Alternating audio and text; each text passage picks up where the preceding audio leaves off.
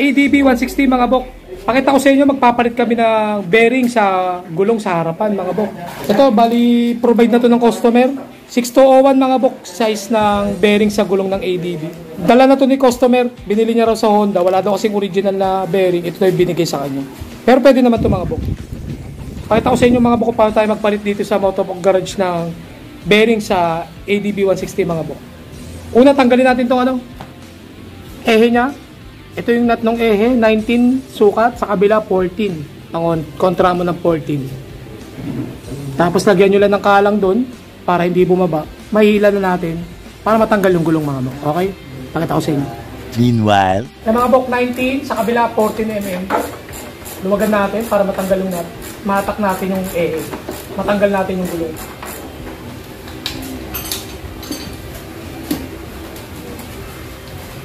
Natanggal na bok, mga 19 mm. Bok pa, dagan ako siya dito. Sige, ikaw na bok. Yan. Pangat natin, tapos silain yung ehe para bumaba na itong gulong. Alright. Lagyan natin ng kalan. Baba mo bok, dahan-dahan. Okay. Tabi nyo lang itong mga spacer mga bok. Yan, dalawa. Ano naman yan? Pares lang naman yan kahit magkabaliktad. Tapos ang diskarte natin dito mga bok, yung isang side, ay grabe, sirang-sira na nga yung bearing mo sir. Ang laki ng alog. Tingnan natin kung ano, kung kaya siya ng flat screw. Pag hindi, sisirain natin yung isang bearing para ma-access natin yung kabila. Issue namin kasi dito kay Honda, yung kay Honda kasi, walang way na ano, kumbaga yung spacer sa loob, saktong-sakto sa bearing, kaya walang way ng pukpukan. Pero ito kasi laki na ng alog, baka magkaroon tayo ng way. Check natin, subukan natin. Pagka tinamaan yung bearing sa flat screw, hindi na natin sisirain yung kabila. Pero pag hindi pa rin kaya ng flat screw, sisirain natin yung kabila para yung kabilang bearing matanggal natin. Tapos meron naman tayong proper tools doon, ayun, yung kulay pula. Kaya kahit masira natin yung kabilang bearing, maiwan yung housing, kaya natin tanggalin yung housing kasi meron tayong special tools. Try na muna natin. Ito naman alog na. Silang-sira ng bearing. Baka magkaroon. Oh, wala pa rin. Oh, ayaw. Dumudulas lang. Ito. Meron. Yun. Yan mga bok na tinamaan siya ng flat screw, malamang kasi sira na nga yung bearing ni sir, kaya nagkaroon na ng play. Kaya ngayon tinamaan natin yung bearing. So hindi na natin kailangan ng special tools.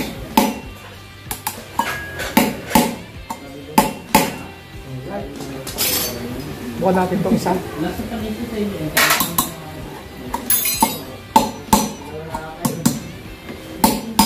So mga bok, ito ng center stand, iniwan sa atin ng customer.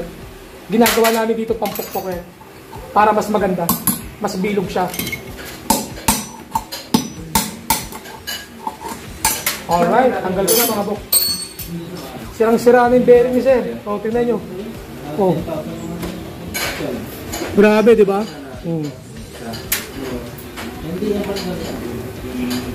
Ayan o. Grabe, sirang-sira na. Buti pinalta mo na sir. Ay, ang ingay. Laki ng alog. Ito, kinalawang na yung ano mo. Kinalawang na yung spacer niya sa loob. Binisin natin yan. Ito yung nila. That's it. Kabila tayo.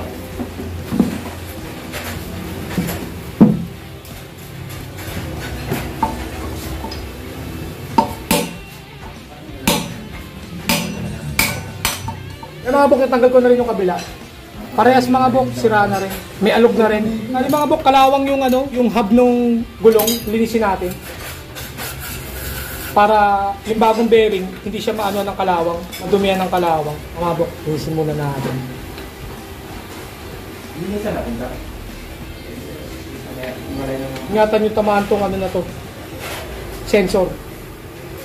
Pag bumengkong yan, ay problema yan. A few inches later. Unahin natin dito mga bok sa side ng walang rotor disc. Mga bok, bali nabili ni sir, may takip both side. So tanggalin natin yung takip para malagyan natin ng grasa, yung loob mga bok. Tapos balik na lang natin. After natin malagyan. Yan mga bok, tanggal ka lang. Kasi konti lang yung nilagay dyan ng manufacturer. Lagyan natin. Para mas sumaba yung buhay ng bearing.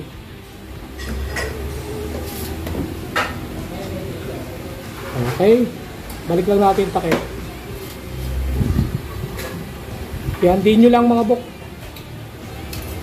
Make sure yung lapat. Okay, lapat na. Kabila tayo. Yan mga bok. Mayroon siyang grasa, konti lang. Punuan lang natin. So, balik nyo na yung takip ulit.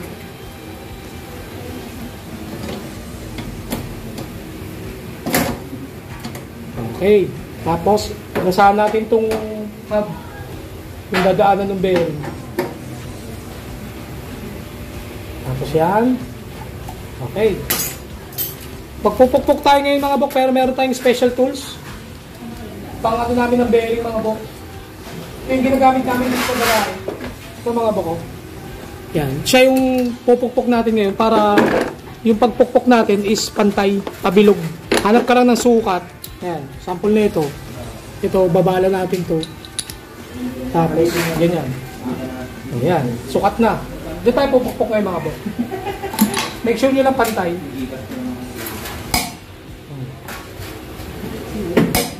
Yan mga bok, dire-diretso lang. Ayun, dire-diretso na yung pasok. Yan. Sa pagpukpuk mga bok, mararamdaman nyo naman kung sagad na. Mag-iiba na yung tunog tsaka yung pakiramdam. Tapos, lagyan natin itong dust seal. Huwag nyo kakalimutan ito mga bok.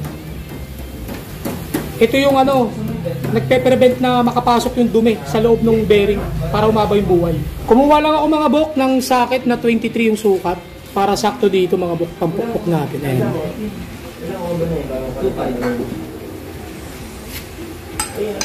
Sakto na mga bok.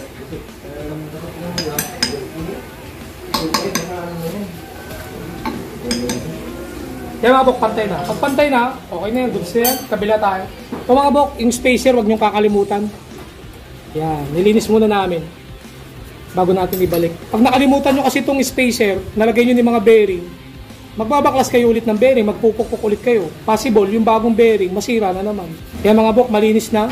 Lagyan natin ng konting grasa. Lagyan natin, gigit na naman yan. Meron naman yung mga bok, may guide, sa butas, yan. Lagyan nyo ng ganyan, O yan, ganyan yung tsura niya mga bok. Tapos, lagyan din natin ng grasa, yung pinaka-hub. Tapos, yung bearing ulit na isa ulit natin para malagyan natin ng grasa. Entro mo lang. Tapos, yung tools natin.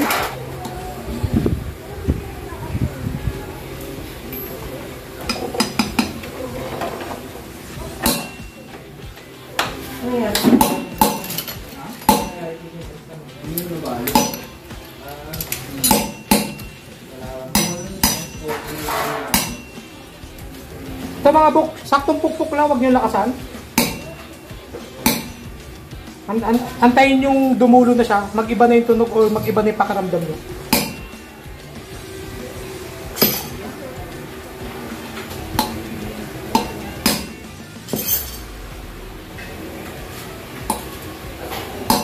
Yan mga bok, iba na. Okay nga mga bok. Tapos, check nyo, ikot nyo, yan, smooth na siya mga bok. All goods na yan mga bok. Balik na natin yung dust seal.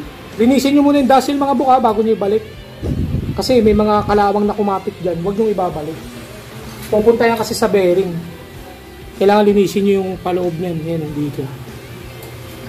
Yan yung naglalaglagan yung mga lupa-lupa, mga bearing, mga kalawang. Yan. Yan. Para hindi na bumalik sa bearing. Mas sumaba yung buhay. Mga bok, sentro nyo lang. Tapos yung ginamit natin kanina, ito mga bok, 23. Sakto lang siya.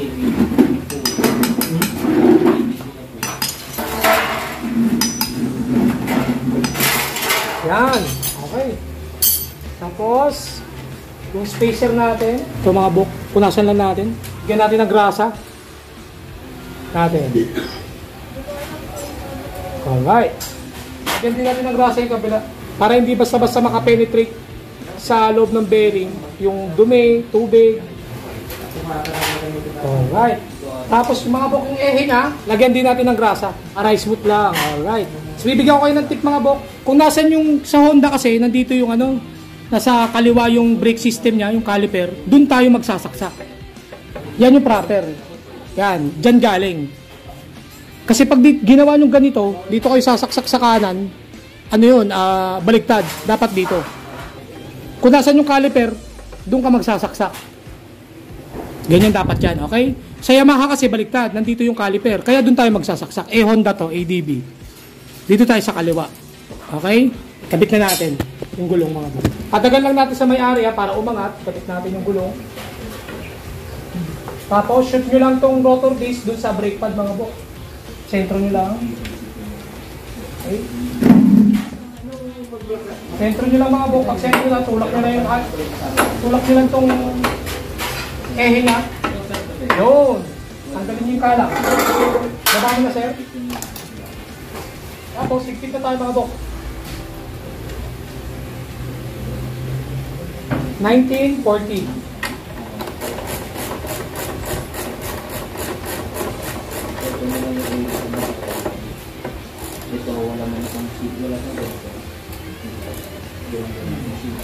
Sigpitan lang natin.